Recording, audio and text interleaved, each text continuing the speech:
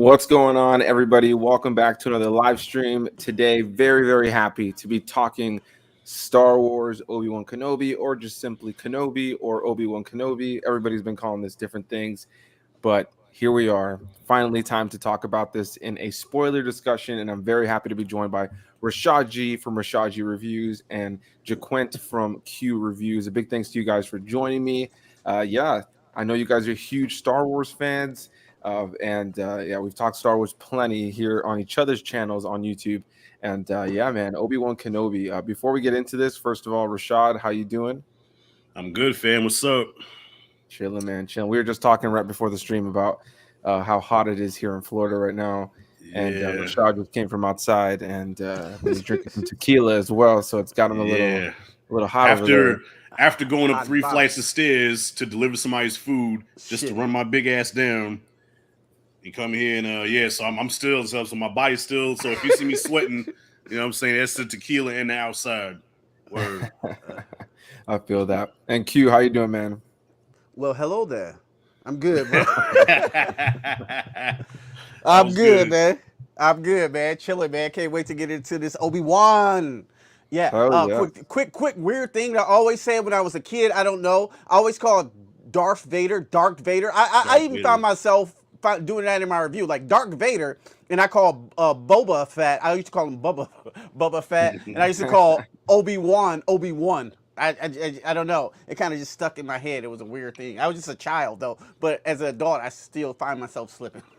Right. Yeah. No. Yeah. I think as Star Wars fans, there's no way you've gotten this far into life without hearing a lot of people call Darth Vader, Dark Vader, Darth Vader. or Obi-Wan, stuff like that. Like very Mm-hmm. interesting pronunciations. But Hmm. yeah, man, Obi-Wan Kenobi. This was something. This for me, I'll just start off by saying was a dream come true. You guys know I'm a huge prequel fan. By the way, we are going to be touching on full-on spoilers. This won't be a play-by-play of everything. We're just going to kind of freely speak about the series overall, but we will be touching on spoilers overall freely. So if you have not seen the series, get out of here.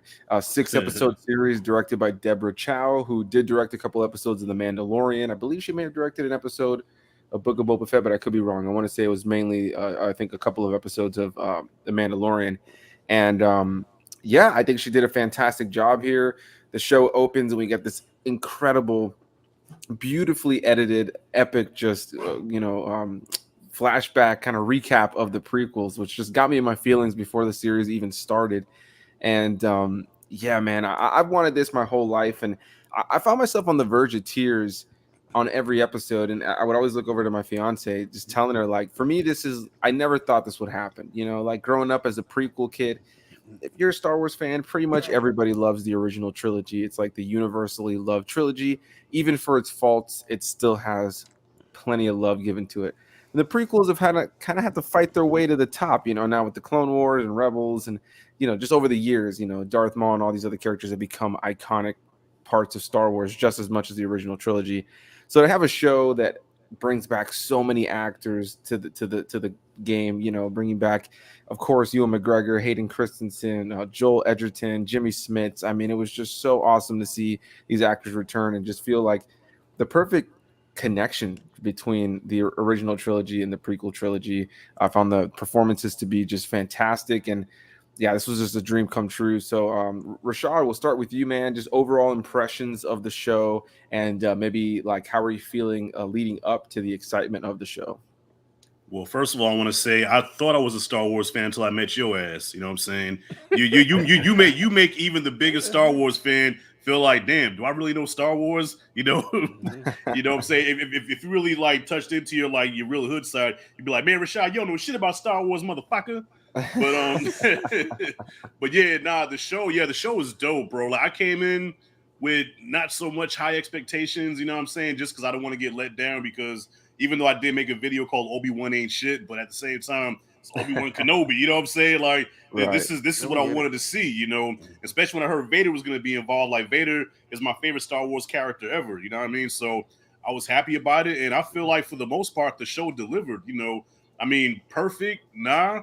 It did have some things that kind of made me say, okay, or scratch my head, but as a whole, overall 6 episodes, man, this shit was fire. I loved it, and like you, I got emotional at times. I got tears, like, where I have to kind of hit myself, like, stop crying, stop crying.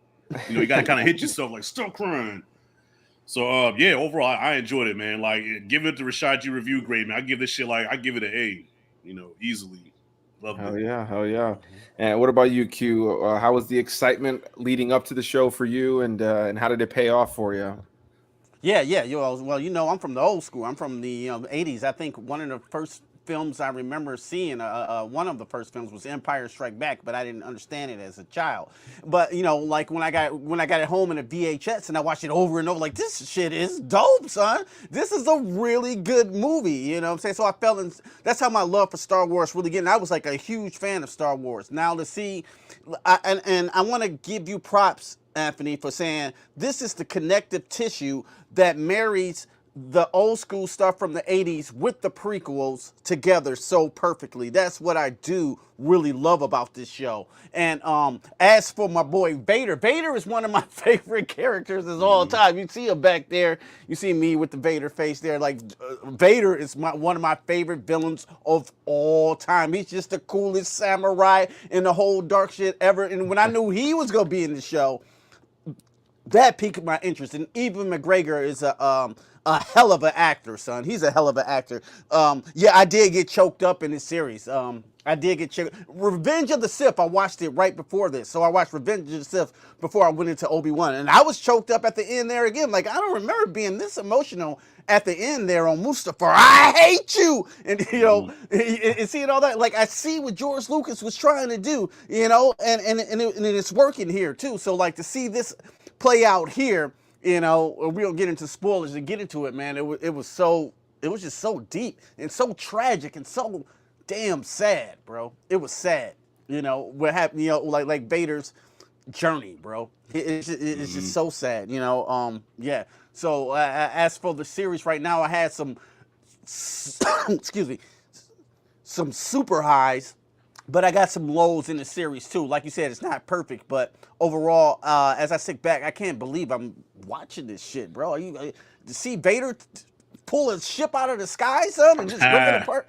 yeah. Bro. Yeah. I'm watching this as a grown man. Yes, Yeah. Please. Yes. So Yeah. let's get into it. Yeah, dude. Like that's the perfect way to describe it, man. Because week to week, there was just so many moments where I'm like, I'm watching this. Like, this is happening. Just in the very first episode, or I think it was the first or the second, we get that quick little moment where yeah, it's the first one. It's a quick little moment where Obi-Wan is having a nightmare, and all the visions he's having in his head are all prequel scenes. And for me, man, like that was just, it was a dream come true, man. Like, so many people want to act like those films don't exist, or for a long time they wanted to. And to like now be in this time where you do have all these prequel elements that are connecting seamlessly with the original trilogy.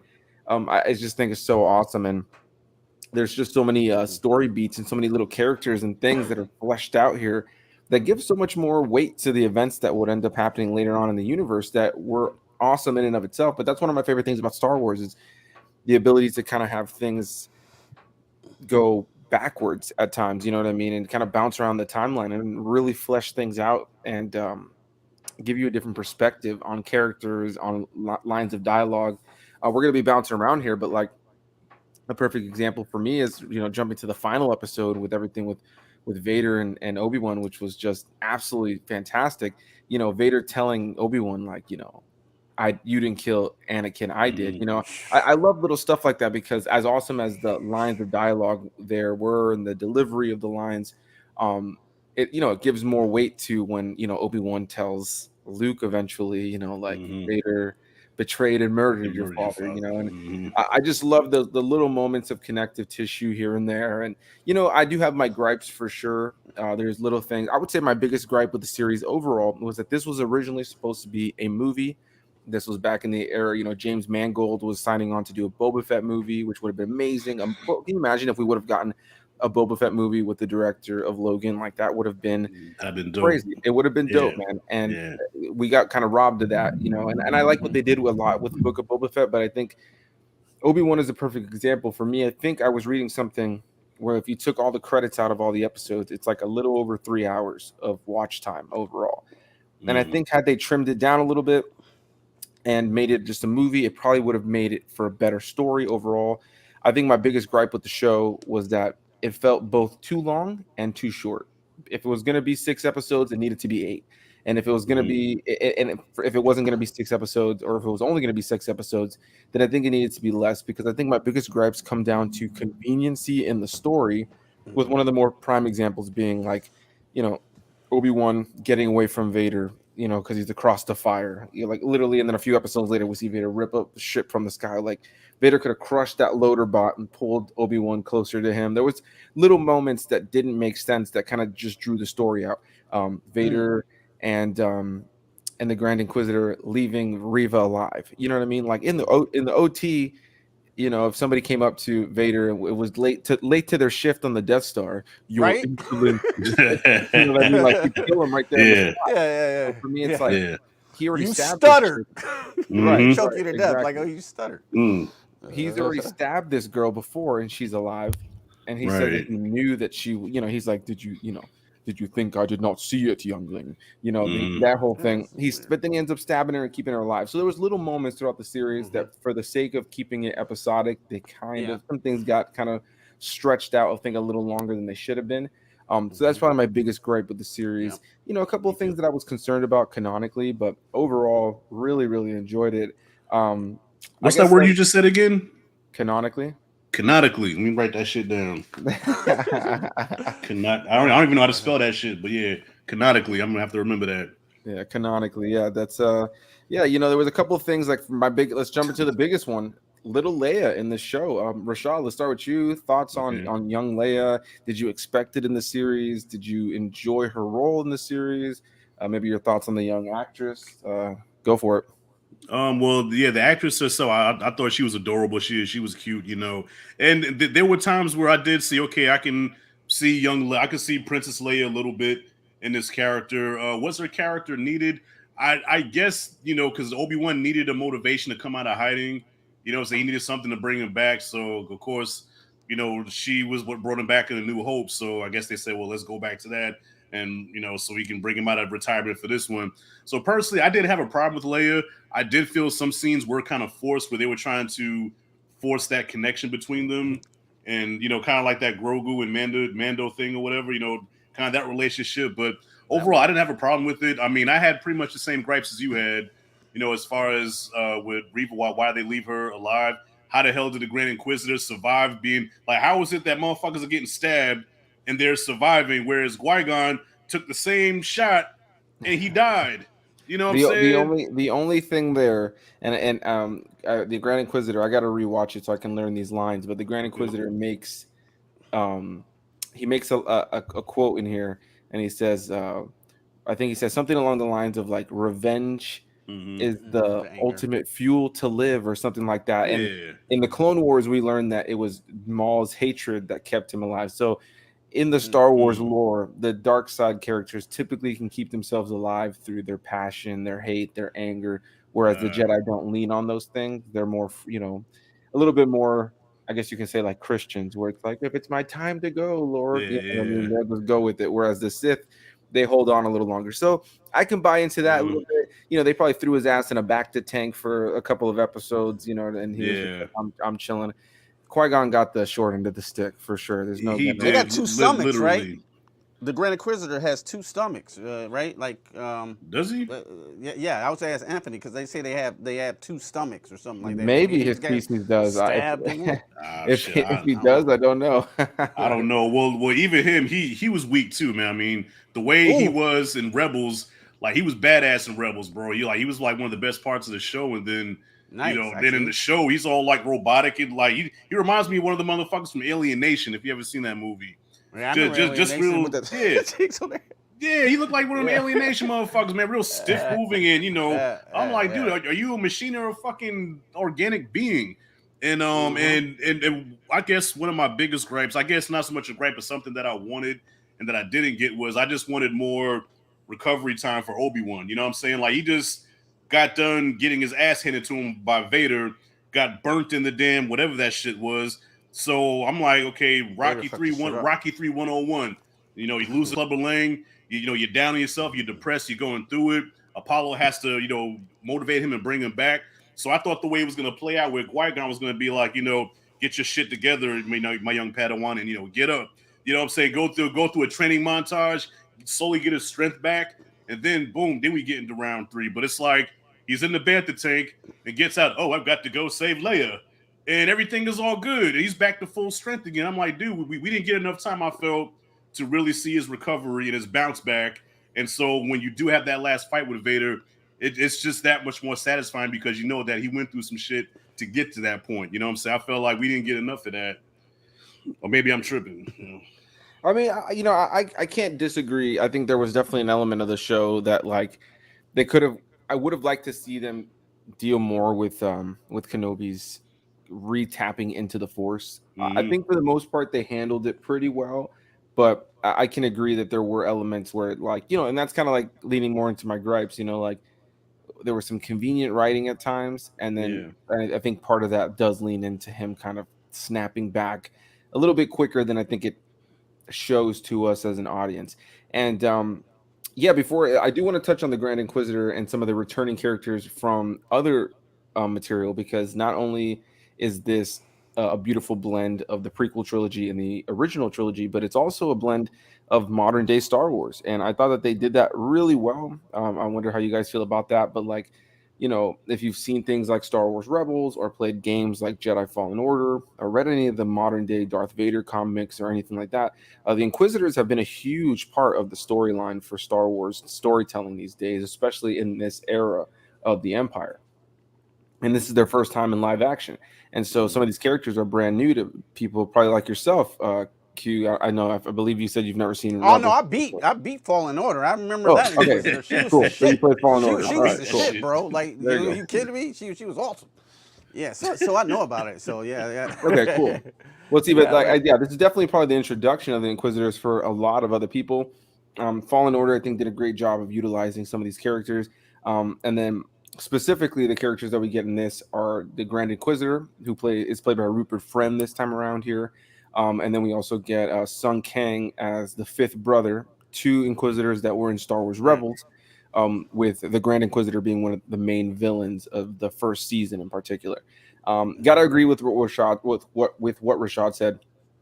Far more menacing on Rebels, but I did enjoy his time on screen. I can buy into the fact that this is a 5 years prior to the Rebels Grand Inquisitor. Maybe he's gotten more badass. Maybe he's become a little bit more in line with the dark side by the time we get there. But I think they also kind of like wrote him in, so he was involved, but he wasn't really like, other than the surprise twist that he's alive, which anybody who's seen Rebels already knew was coming. I feel like he was kind of just there just to kind of look cool in some respects. But before we get too far from all of that, Q, I want to know your thoughts on Leia and her introduction into the series and the young actress, and any thoughts you have on Leia in this. Yeah, I thought she was a cute little girl. She's a cute little girl and sassy and all, but like I think they focused a little bit too much of the show on her, that I didn't really feel that connectedness between Obi-Wan and Leia like they wanted me to believe in. You know what I'm saying? I think, like you said in the first, it's my main gripe of this whole series.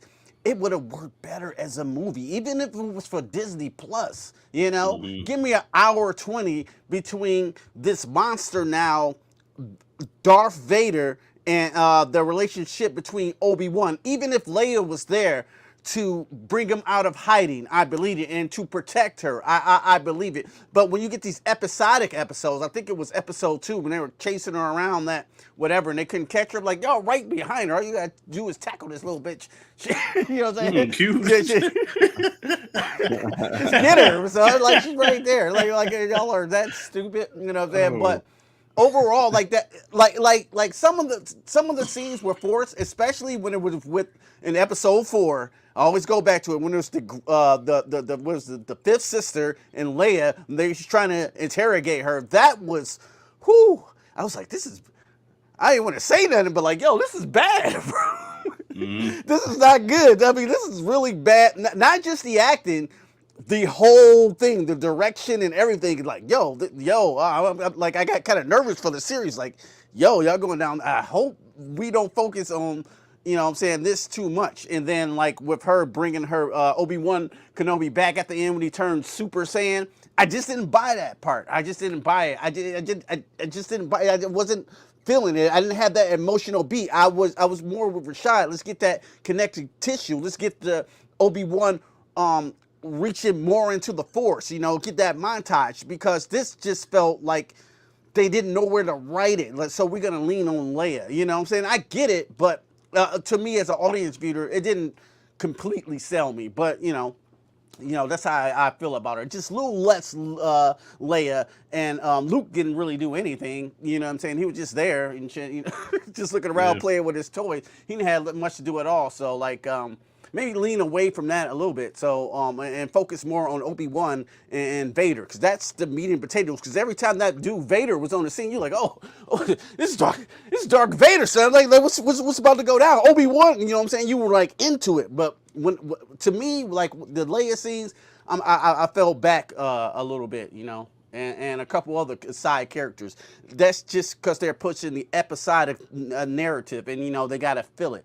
So like a lot of it felt like filler sometimes, but when it was on and popping, it was on and popping though. Right. You know what I'm saying? Right, So right. yeah, that's how I honestly feel. I'm not trying to diss the show or anything, but like some of that stuff just felt like it could have been cut out of the story. It didn't. I wasn't that emotionally attached with the Leia and Obi-Wan thing. I don't know. Yeah, that's just Hey, me. yeah, no, man. I can respect it for sure, man. I could definitely respect it. I think for me, definitely the Leia stuff worked. I was so into For to sure. all that, and I think for me, the young actress was just so cute. One of my favorite moments in the series was I think it was that in not the it's one of the scenes. I think it was in episode 4 when Reva is trying to interrogate before she puts Leia like in that contraption that's like gonna like attack New her. Hope. Um, she's trying to mind probe her, kind of like Kylo Ren does to Poe. And I love when she tries, and Leia just looks at her and go, "Are we having a staring contest?" I don't know why that I was remember just that. the Yeah. That was line good. delivery there for me was just so good. And like there was moments where you definitely had like that child acting, where it wasn't top tier. But for the most part, I think she definitely echoed the sarcasm and the silliness. I could see her not working for everybody. I could totally see like that element of the show feeling so like cutesy, and I do agree. Like the chase scene where she's being chased in the Yeah. second episode, it's a little Power Rangers. You know what I mean? Like it's a little like it feels like a little goofy. Yeah, So Well, and I that don't to mind the me, actress. Oh, sorry. Go ahead. yeah, I don't say. Well, to me, the scenes that work with her the best is, of course, when she's with Obi-Wan, and this just goes to show how great of an actor Ewan McGregor is. Because to me, I don't know about y'all, but I would get choked up like he would look at her a certain way, like you can tell he's looking at her like, wow, like you're the daughter of my Padawan, you know what I'm saying? And Padme. So when he had that moment with her, when he was like, yeah, your bravery and your whatever your leadership, you get that from your mom, and I this love and that this part. you get from your father. You know what I'm saying? And I wish I could tell you more. And I'm like, ugh, don't cry, nigga, don't cry, don't Yeah, I cry. like that part. You I do know, like those parts. Yeah, yeah. I think yeah. when it's like quiet and subdued, it like Mhm. works and stuff. You know what I'm saying? right, Like when right. she's Yeah, like super just the way savage. he sells. Yeah, just the way he sells it, man. Just even like with I mean, I know I'm jumping ahead, but just that part when the mask was bust open, and just the way his eyes welled up with tears, and he was like, Anakin, like for the first time in a long time, I'm seeing my friend, but look what the fuck happened to you. And I felt that, man. I was like, damn, Yeah, I Ewan did feel McGregor's a that way. fucking awesome actor, man. Yo, he should get an Emmy for this That shit. For That was real. some of Right. the best Yeah. actor. That was some of the best acting I seen. Him doing his career. Even in Revenge of the Sith, he was kind of just yelling like you were supposed. He was kind of like pissed off. You were supposed Right. to destroy the Sith, not join Yeah. them. You know what I'm saying? But like when he seen Darth Vader, you seen who he was, and you seen Hmm. that tears welled up in his eyes, and he looked to the left and then looked back at him. Man, Right. I was like, dude, that's the best Yeah. you have ever been, bro. Hmm. Oh Right. yeah, Facts. Yeah. yeah, Ian McGregor, man. Like I mean, he didn't even say much, but it was like, God, you sold that, Just bro. in I'm done. his face, so I'm his done. expressions, yeah, Right. Like that. Yeah, yeah, yeah. I think that's the scene that overall is definitely tugging on people's hearts. There's that moment where he specifically when he says like I'm not your failure. You didn't kill Anakin. I did. Right. There's a Sith. moment where Yeah. there's a moment where Ewan McGregor he kind of he puts that like that emotion on his face where it's like you're about to cry and so your lips kind of pucker, like your jaw kind of Right. clenches forward. Right. That moment, like hit the amount of nuance that he gave to that moment of like somebody who just had heard something or saw something that just gave them a quick jolt of sadness where that pain is about to burst through, so your face kind of makes that kind of contorted look. Man, I think he really really nailed that. Showed it. Right. For me, that for me was great, and just jumping straight to that fight with Anakin and His brother died. or with Vader and Obi-Wan. I thought it was so good. The choreography was great. Loved the scenery. Loved the location. Right. Loved seeing Obi-Wan lift up all those rocks and just go ham on Vader. But I also love Kenobi trying to bring that thing down onto Vader, and Vader's like, he's like, he goes, what was it that he said? He goes, your strength has returned, but your weakness remains. And then he like tosses that shit to the just so good. And I just love the rocks. Because remember we threw the rocks at Obi-Wan, he threw it like under his leg and he tripped him up. Like shout out to Ewan McGregor. He's got to be close to 50. He got up quick as shit. Like that wasn't no stunt actor. That was him. He was like, boo. And shout out to him for Ewan McGregor still got it, son. You see him flipping the saber around, you know what I'm saying? And doing that shit. That shit was hype. And to see Vader at his prime with one hand, Vader is the coldest one-hand saber fighter. I just excited to see it in live action when he's just fighting with one hand and just like, you know what I'm saying, full sip and anger, man. I fucking love it. It wasn't as crazy as Revenge of the Sith when they're both like Padawans, you know what I'm saying, at their young age, you know what I'm saying, like do the Padawan and Master, you know what I'm saying. That's much more quicker, much more John Wick. But this is more, I don't know. Vader was like an angry monster, you know what I'm saying? And you got to think. We got to think too. Vader really can't do a whole lot. He's more machine now than man. So, but that's what makes this shit so cool. It's like, okay, I can't do what I used to do. So, okay, let me throw this rock at your ass, hit you with this. Okay, here's another right, like kind of like he did Luke in Empire, where he's like, all right, you know, fuck this lightsaber shit. Okay, rock, stereo, the kitchen sink. You know what I'm saying? Google Alexa. There you go. Throw all that shit. Yeah. Because I think Vader's more powerful in the Force than Obi-Wan at this point. You know what I'm saying? Even if he's Sith. I think he's more powerful than him. But, you know, I think it kind of comes back to that training montage that we see in episode 5. You know, like his will to win on anything kind of was his downfall. But I wish they would have played more into it on this fight if we going into that, you know.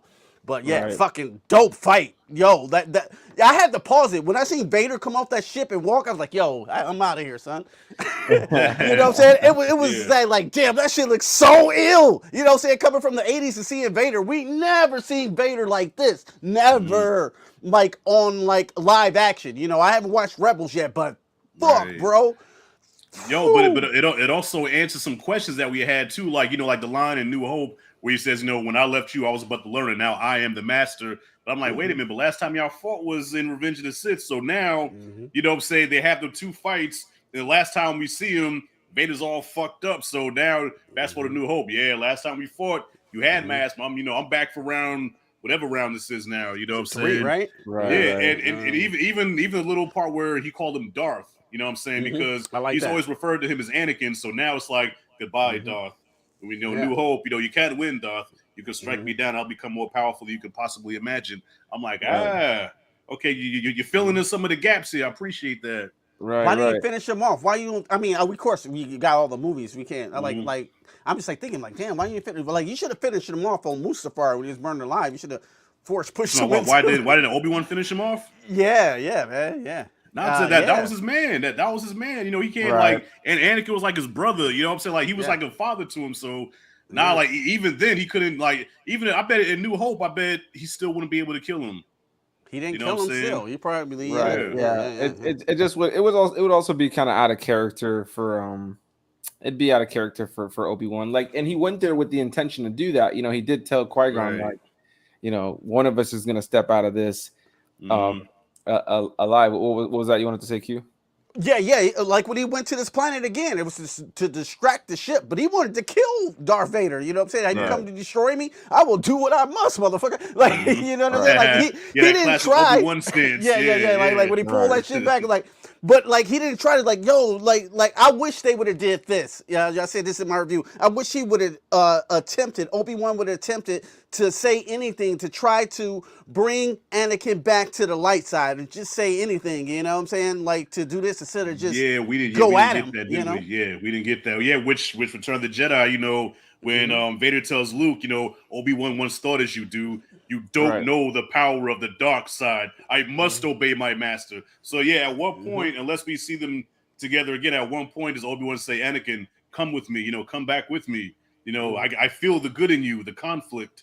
Hmm. Right. Uh, I I think want I a think little there bit of was that. I think that's part of the kind of the best part of Obi-Wan, especially as he ages, is that he kind of sits on that guilt. Like mhm. he even says to Luke at a certain point that like he wasn't able to help, and maybe he just wasn't willing to try. Him not killing him. He wanted to. He knew he had to. And in a way, that kind of the blood is kind of on his hands for the future of what Mhm. Vader would still end up doing for the next forever. Um, Right. but yeah, man, I love that scene. And one thing I thought was so good, and Q, you haven't seen Rebels, Hmm. but Rashad, I love the parallels between. I love that the two most important people in Anakin's life end up having a Mhm. very similar moment with him. Right, right. In Rebels season 2 finale, Mhm. Ahsoka, Ahsoka, yeah. yeah, she I fights. seen that. Yeah, so you've probably seen that clip. It's pretty popular. Yeah. She fights Yeah. Vader, and in a very similar fashion, Mhm. she slices his mask. Except it's the opposite side. I don't know if you Right. noticed, Hmm. but I it's didn't. the Mhm. opposite side of what Obi-Wan did, and you can see his face. And she has a very similar moment where like now this fight with this monster has just turned into, oh my god, I'm seeing the face of my Yeah. master. I'm seeing the Mhm. face of this person that's so close to me. So Very well said. there's this beautiful moment too. What I loved as well is that then he says her name, and he says Ahsoka to Ahsoka, and it's the mix of James Earl Jones and Matt Mhm. Lanter, the guy who voices Anakin on the Clone Wars, and so they did the same Oh, thing very here. cool. And so I love Mhm. that Oh, very parallel of cool. the two closest Jedi to Anakin, both Right. have a very the time that they really get to have the closest confrontation with Vader for the two of them was very similar. They both sliced different parts of his mask, got to see Mhm. who he was under the mask. And I love that in Rebels, Ahsoka, Vader's like, you're gonna have to kill me essentially. And Ahsoka's like, I'm not, I won't kill you. I won't leave you, like I won't leave you behind this time. And then Mhm. he goes, then you will die. And then Yeah. in this Mm. show, when Obi-Wan says, I will do what I must, he goes, then you will die. You will die. Oh, So yeah. Yeah. Nice, I nice. love that the Okay. two Yeah. scenes were complete parallels. Anybody who's a fan of Rebels, I feel like like when I was watching it, I was just like, I can't believe they're doing this. Like Obi-Wan Right. is having his own Ahsoka Vader moment that's slightly different but similar at the same time. And with all this, let's roll in. Rashad, we'll start with you. Okay. Hayden Christensen, man, how are you feeling about his return? How do you feel about him as? How do you feel more now about him as Anakin and as Vader after those years of the prequels, but then now you've seen the Clone Wars and Rebels in the last like year and a half, which is Mhm. added so much, and now you're watching this. What are your thoughts? I see we lost Q. Q, we lost No, your I'm right here. I'm just got to turn off my dryer. gotcha. All right. All right. Yeah. What are your thoughts Um, on Hayden Christensen's return? yeah, no, I was happy to see him back, man. Like, look, you got to think when the prequels came out, this is before YouTube and everybody was on the internet talking about it. Well, at least I wasn't, but like now it's so popular to shit on the prequels and to shit on Hayden, and everybody's like, oh yeah, his acting was so terrible. And yeah, I mean, don't get me wrong, he's no De Niro, okay, but I felt like even in Attack of the Clones, his acting wasn't that bad. I mean, maybe the part with him and Padme when he was professing his love for Padme, yeah, that was kind of cringe. But overall, I always liked him as Anakin. I never had a problem with him.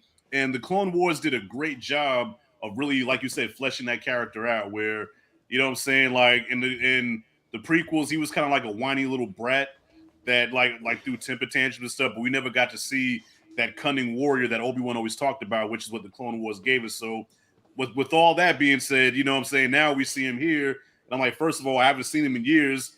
Happy to see him. the whole 40-year-old Padawan thing did not bother me. You know, if anything, he's more rugged and rough looking. He looks more like the cunning warrior that Obi-Wan was talking about. You know what I'm saying? Like he looks like that Jedi that will fuck you up. There's before, like I said, he looked like fucking like Justin Timberlake with a fucking lightsaber. You know. Now he really looks the part. Bay. Yeah. So now he really looks the part. You know what I mean? So yeah, Hayden. Yeah, I think he killed it. Even I was nervous about him being Vader because you know Vader has a certain walk, a certain style to him. You know what I'm saying? Like Vader, you would think there's a brother under that cape. You know what I'm saying? Because Vader has kind of like a pimp walk. Like, he kind of bops when he walks. And I was afraid. I said, that George I said, I hope Hayden doesn't have that stiff like white man walk. You know, no diss to anybody white watch it, but that stiff white man walk. You know what I'm saying? But he pulled it off. I believed him as Vader. Yeah. For sure. What about you, Q? How did you feel about the return of Hayden Christensen? Yeah, I think this is the best he's ever been, bro. All right, a fun fact here: Hayden Christensen performed all of his lines through Darth Vader. So yeah, we thinking it's James Earl Jones in that voice the whole time, right? It is, but it's a program called Respeecher, where they took James Earl Jones' voice and like just retrained it, you know what I'm saying, so it can sound more powerful and stuff. So a lot of that is Hayden Christensen. Well, I was like, that's a freaking amazing, scary technology because they used it on for Luke too, and Boba Fett and Mandalorian too. So like that's amazing too. Like you could take someone's voice. Thank God he's still here, James Earl Jones. They didn't he didn't pass away, and then they took his voice and did that. But he loves the character. So like seeing his performance, like this is again where the connective tissue comes together from the old trilogy to the prequels, and it's like it's there. You know what I'm saying? The story is kind of, I think, what George Lucas wanted to be, especially in those moments. And Hayden Christensen, I want to say, I'm glad they didn't use the de-aging technology, like Rashad said, like because he looked older, but he looked like he was about that business. You know what I'm saying? Right. And he still had the moves. He still was quick. He's not that old. You know what I'm saying? He's in his early 40s, maybe, you know. So I think he's 40 exactly, if I'm not mistaken. 40 exactly. Yeah, he looked a little bit older, you know what I'm saying? You know, like some people age different, but I liked how he looked though. I will say that. I like how he looked a little older, like like if we go back to Attack of the Clones, you know, he's real young faced and said, you know, Vader. But overall, I like him here better. I like him here better than the prequels. You know, say what you want about, you know, Attack of the Clones. It did have some bad dialogue, some bad writing, but they got to work with their given. You know what I'm saying? Natalie Portman is a phenomenal actress. V vs. Vendetta, you know what I'm saying? Are you kidding me? She's phenomenal, and you know, say some of the dialogue wasn't as strong, but they got to work with what they were given. I think he was the best here as Vader. I don't know if he was in every action scene, but if he was, man, he did his damn thing though. I liked him here. I like Hayden Christensen in this show better than I had seen him in his whole career. So yeah. But I didn't realize how hated the prequels were until YouTube, bro. Like it wasn't until I got on YouTube and like, man, the prequel, this and the pre. But at the time, I liked all of them. You know what I'm saying? Like, you know, I bought them all on DVD. Like I think Phantom Menace, we had to wait because for a while, if you remember, George Lucas, he refused to release Phantom Menace on DVD until I guess he was ready. So the only way you can get it was like VHS, like the first few years. I had that sucker on VHS for sure. I still do. Right. I still got mine too. But it's like, damn, the prequels are like hated, man. It's like, god damn. That's the most movie I ever seen in the theater. I was an usher, and I used to watch it every day because of my love for Star Wars. Phantom Menace, I was like, I used to watch Phantom Menace every single day. I saw Phantom Menace a total of 6 times in the theater. During its run. I can't say I blame you, bro. I can't say I blame you, man. I saw the prequel so many times in theaters, each of them. Like I want to say, like, I can't even remember. There was times I just asked my parents to take me that even I would just fall asleep there, but I would just want to go. Like I went that many times just as a kid, just going over and over and over. So for me, growing up, like I was in 6th grade. I was in 6th grade when Revenge of the Sith came out. So I was 12 years old, just for the sake of like my age. Thank you, Perez. Thank you. I'm old as shit. and for I was me, a grown ass man. These were my Star Wars movies, you know. So for then, as those years went on, man, you know, I go to these Star Wars. You guys know I go to like Star Wars Celebration and these different Star Wars events, and I've been doing that my whole life. And I'm telling you, for a while there was prequel love for sure. Don't get me wrong. There was plenty of prequel love in those Star Wars fan groups and stuff. but there was a lot of elitists and a lot of people that like, OT was it, and Yeah. and Right. I as a kid, you were looked down upon, like, oh, you just don't, when you get older, you'll see how bad those movies are. Man. That was kind of like the nonsense that was spit my way, which is part of why I ended up like, wanting to start a channel, just kind of get my opinions out there. And that's kind of how I feel about like the sequel trilogy right now. As I have my issues with it too, but the kids growing up, the kids that are 12 years old when Rise of Skywalker came out, in 10-15 years they're going to be on YouTube telling people what's what. It's just how it works, and there'll be new Star Wars movies, and those are gonna be the shitty Star Wars movies. And Yeah, then, the but people never dark remember that side. the actual terrible Star Wars movies are the Ewok movies from the 80s. The Oh, Ewok God. movies. I used to like that fucking movie. I did. Dude. I was a little kid. I didn't know any better. That's what I'm saying. Like we're kids. We're more critical eye now. Now these people. I wanted to say like. It's weird when this internet thing came about, for the kids, and it's cooler to hate stuff. You know what I'm saying? It's cooler to hate stuff that you might be other love. You don't want to show your love for you because you might feel that you might be made fun of, or because you like something, or you know what I'm saying. But I mean, people might truly like something, but it's cooler to say you hate it. Like somebody can come out Top Gun Maverick and just put a negative review up just because they don't really feel honestly that way about things. And as for the prequel goes, man, I think they're fine movies, especially now that I look up now, I see what George Lucas is trying to do. Like Attack of the Clones is my least favorite out of the three, but that, what I'm saying, that's okay. Looking at it as a critical eye as an adult, but I can see somebody like Anthony in 5th grade going to watch Phantom Menace, and he's seen all that magic. He heard that score. He seen them ships soaring, and all the fucking with all the Jedi with right? the arena scene. When you saw the Jedi, that's like the first time you seen a whole bunch of Jedi together. I bet as a kid that fucked you up. Like, look at all the Jedi. You know what I mean? Yeah. When I think of that for that era, when I think of that era, I think of like just like for starters, I got these prequel posters like literally right above my head. Nice. As a kid, man, when I think of the movies, I think of specific marketing around them. And so with the Phantom Menace, I specifically remember the video games that they released around them. There was a fuck ton of those around the Phantom Menace. Yeah. I played all those. Then there was the Mountain Dew cans. I don't know if you guys remember. There was the Mountain Dew cans that like all the Mountain Dew cans had a different character on them. Like on the top of it, like the bigger one? Yeah, those are Taco Bells. Those are Taco Bell ones. Yeah, there was that as well. I don't remember those. Yeah, there was that as well. And then specifically around Attack of the Clones, I also remember, man, they had the Doritos bags. Like all the characters were slapped all over. And I remember specifically that whenever I think of the Attack of the Clones, it ports me back to the night before the movie dropped, and I was eating a bag of Mace Windu chips. And like I always think about that. Like for some reason when I think back to it, man, it was just good times, man. It's just to see a show now that just honors it while also leaning into what originally made Star Wars what it is. Yeah, it enhanced them. It enhanced the prequels, bro. Yeah, for sure. And the OG. Trilogy too. That's one of the best things I think Anthony said. Like, this is the cohesive tissue that marries these things together. You know what I'm saying? Just that fight between the first fight and the last fight, that marries, a lot of things. And a lot of little quick quirks that he was saying to Leia and things like that. Like, we're on the ship and it brings it back to Padme. I'm like, oh man, this is good. This is good. Even that training sequence between them, I'm like, damn, I wish we could have seen more of that in Attack of the Clones, where Obi-Wan is like pretty much sonning Anakin, you know what I'm saying? Because like in Attack of the Clones, Anakin was constantly, giving him problems like, you will pay attention to my lead. Why? What? Why else would we, you know what I'm saying? So I wish there was more scenes where Obi-Wan had to be like, listen, I'm the teacher, you the student, you know what I'm saying? I got to son you right now.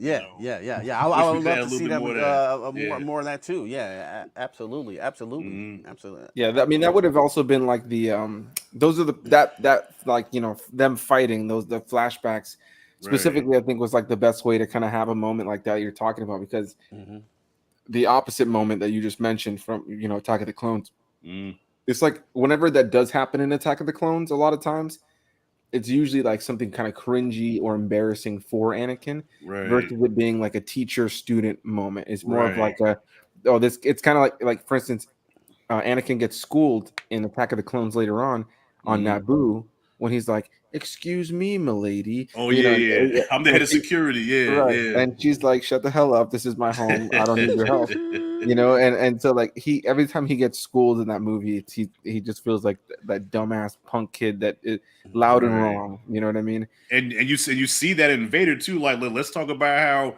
Obi-Wan been sunning him. Okay. After the fight, after Vader got the best of him in that fight, right after that, I love that. Obi-Wan's been in his head. You know what I'm saying? He's been sunning him the whole time. Like, even the whole thing when he pulled the ship down, which was a badass Vader moment. But when that other ship took off, it took him back to, damn, Obi-Wan still got one up on me. You know, even though you don't see his face, but you know what he's Right. thinking. Obi-Wan's in his head, and that made him lose balance. You know, because even when the Emperor stepped to him, like, "Yo, I hope your feelings are clear." You know, like, "You good?" Yeah, I'm good. I'm good. Yeah, Obi-Wan don't mean shit to me. Yeah, I'm good. All right. Yeah. But knowing he's in here and he's never leaving. Right. Yeah, no, I Obi-Wan. definitely, yeah, I definitely love that element of it for sure. Yeah. And yeah, so I got to ask you guys overall, I guess, do you feel like we got anybody you can chime in here? Do you think we got the right amount of Vader? Too little Vader? Do you guys feel like we should have gotten more Vader? How do you guys feel? Because I'm of the opinion personally that you got to use Vader sparingly. If not, if you use him too much, it's kind of like I feel like you play with some stuff where it can kind of start to lose its weight. Because you think of an episode like episode 4, right? Where the one where they break into Fortress Inquisitorius, like there was no, I think that was episode 4. Either way, Vader was hardly in that episode, but that one scene where he storms down that hallway and picks Reva up and goes, "I told you what would happen." You know, like it's like that's all he had. That's all he needed. That's all he needed. Yeah. Right. Yeah, So like, I agree. I agree. Yeah, too much. Overexposure of Vader is definitely a bad thing. Like because his character's so badass. He has such a, just an aura to his character. You know what I'm saying? Yeah, I think. Yeah, I agree. If you overuse him, you'd be like, all right, I'm getting tired of this motherfucker now. Okay. Yeah, you don't want to get tired of Vader. Yeah. So I think we got the right amount of Vader in this show, and I think that they used them perfectly. You know what I'm saying? That's it. I have to agree. Yeah. I have to agree. I think the especially episode 3 when he came through that town. That's my favorite episode of the whole series. When Vader came through and he was killing villagers like fucking Michael Myers, nigga. He was slapping their throats and throwing them out, and he threw Obi-Wan in the fire, and then Obi-Wan still got away, and he still had that look on his face like, oh yeah, you got away again. But you know what I'm saying? He had that thing like Obi-Wan is still trying to get one up on me, but now I'm this. I am. This is what you made me. Yeah, I am what you made me. Oh, I loved it. I loved it. That might be one of my favorite moments. Even over Rogue One, that it was just cold because we had so much of it. Through the town. You know what I'm saying? Just quiet, killing innocent people to bring Obi-Wan out. I love that. Then he finally meet Obi-Wan. He's more powerful now, than Obi-Wan. And Obi-Wan, he's gonna torture him slow through the fire. I was like, ooh, this is evil.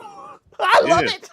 Which I I still wish we got an explanation on why he let him go, because like Perez said, he could have easily. I mean, if you brought down a ship, he could have easily got Obi-Wan out that fire, man. So I wish we would have got more.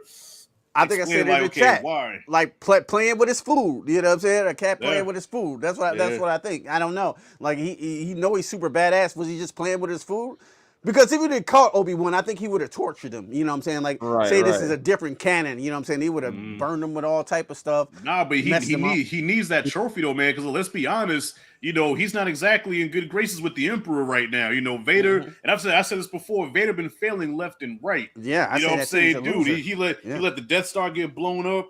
He let the plans get away on Rogue One. Obi-Wan escaped. You know what I'm saying? He couldn't bring Luke to him in Empire. Like, Vader's constantly failing the Emperor. Just like, he's got to get to a point where the Emperor is like, how many fucking times are you going to fail me, Lord Vader? I'm sorry, master. Get out of my face. Dismissed. This fucking guy. He messed his family life up. You know what I'm saying? Like, Vader, the absentee dad, son. Yeah, because Perez, y'all know, Sidious doesn't play. Like, in the Clone Wars, if you fail him, he'll torture you. Right. So for some reason, he must have a soft spot in his heart for Vader, who is like, oh, I'll let this one pass, but don't do it again. I told you to man, the command shuttle. I have felt a tremor Yep. in the force. Funny, I have not. Are you sure Yeah. your feelings on this matter are clear, Lord Vader? Uh-huh.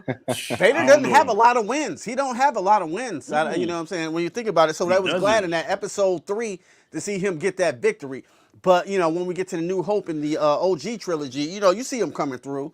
Right, Empire right. Strikes Back with the Imperial things, but they always still But shit, even but even escape. even but even in the old trilogy, his one victory was against a Padawan Luke Skywalker. Yeah. When Luke Agree. became the full Jedi, Vader couldn't fuck with him, and then Right. twice he loses the Falcon. You know what I'm Right. saying? He loses the Falcon Mm-hmm. once, and then when Lando took Yep. over, you know what I'm saying, he loses him again. Yep. Yeah. Okay. Yeah, you're right. I give him that win in Empire. He did fuck Luke up. Yeah, So but a Padawan Luke. Padawan Luke. Right, Luke, right. where he's Yeah, supposed to go? Like yeah, Yoda, like sit your ass here, you will. yeah. You must No, not son. go. They're my homies, son. I ain't leave my homies. Nigga, what you talking Yeah. about? I'm gone. Sorry. It don't get me wrong. I love Vader. Like I said, he's my favorite character, man. But Yeah, he's my if favorite. you look at his track record, he doesn't have a lot of W's. Yeah, Nope. it's very very true. Unfortunately, for sure. I feel like Yeah. we have to at this point, and the fact that we haven't touched on it, I feel like maybe it's a little telling as to where our focus was on this series. And this is an element I enjoyed overall, but when I Okay. really This is look at it great. overall, I feel like was an element that if they would have written something else around it, I could have been happier. But I'm okay with it. I have no issues, and that is Moses Ingram as Reva, the third sister, The who is elephant in Oh the man, we're essentially going room. here. Yeah. essentially Let's the get it. second main character of the show. Mm-hmm. Yeah. Like I would, so I think for me at least, I knew from the first 2 episodes that she was the youngling from the first episode, mainly because Mm, she's the only little black girl in the first season episode. Like usually a show opens and gives you some sort of connection to the main character of the show. So mm, the fact that Obi-Wan wasn't in that first thing, and we see a young black girl saying "We run," and then we already know that Inquisitors used to be Jedi, so it's like right. okay, this new Mm-hmm. character is definitely that same person. But I like what they did with her character overall.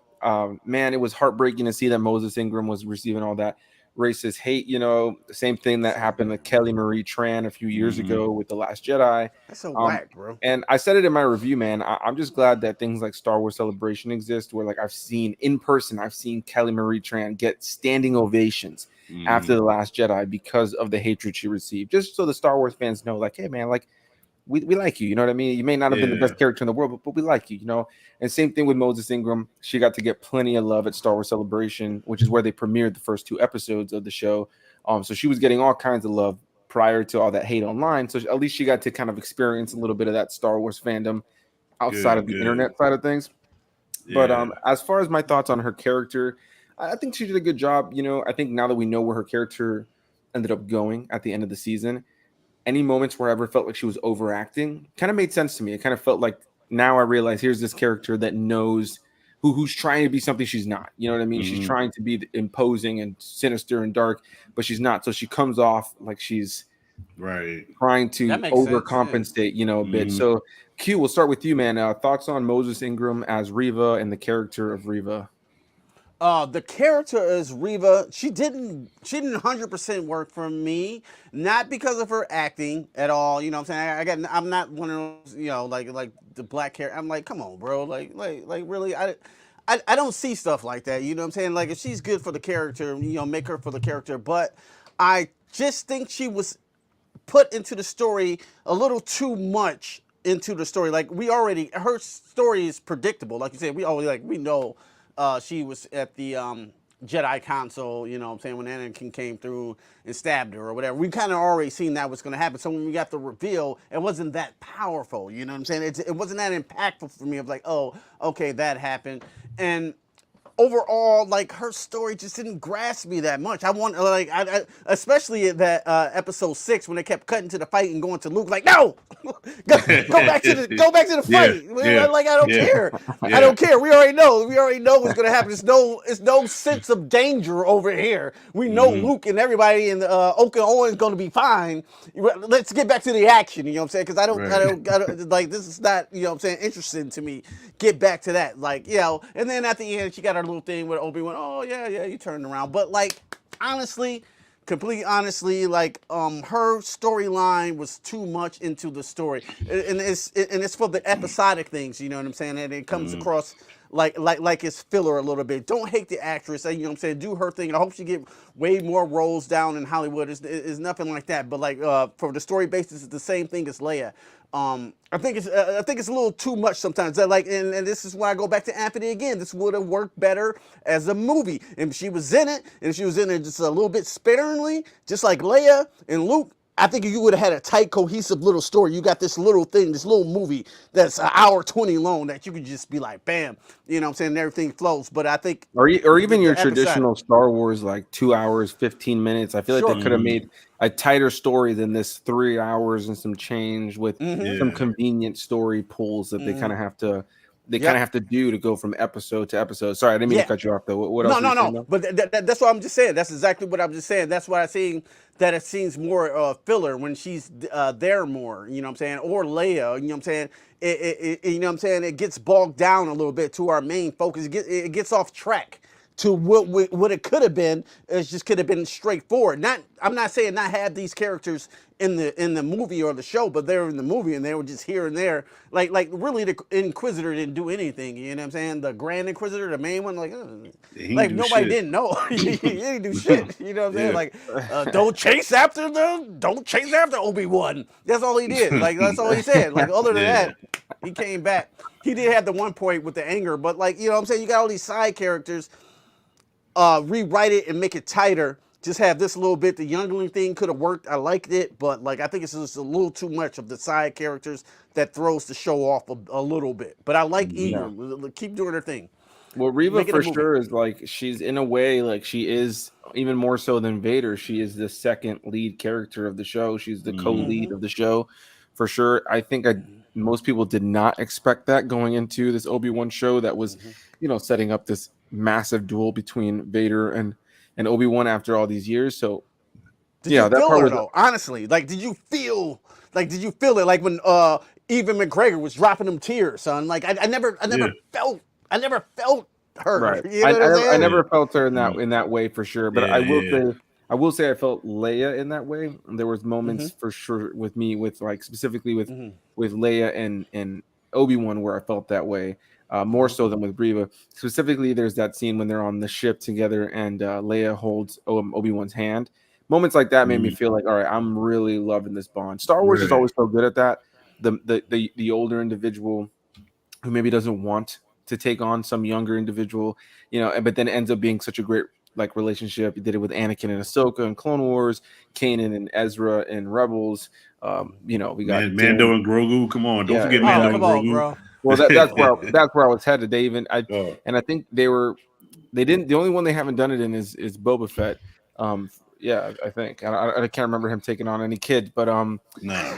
Yeah, like I like that element of it, but yeah, with Reva, man, he has Rancor. She shouldn't have been right. Oh yeah, baby Rancor, yep, baby Rancor. Right. She shouldn't have been the second lead character, I think, overall. I think had they even brought down the amount of Inquisitors that were in the show, it maybe would have felt a little more focused. I still liked seeing the fifth brother, I liked seeing the Grand Inquisitor just for the sake of seeing him. I wish they had done more. I wish they would have flown with their propeller lightsabers, their freaking helicopter lightsabers. It would have probably looked goofy in live action, but I would have loved to see that.